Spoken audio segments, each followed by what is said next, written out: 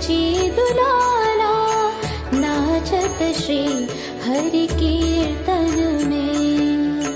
सुंदर बाला शची दुलाला नाचत श्री हरि कीर्तन में। भाले चंदन तिलक मनोहर, भाले चंदन तिलक मनोहर, अलका शोभे कपोलन में। सुंदर बाला शची दुलाला नाचत श्री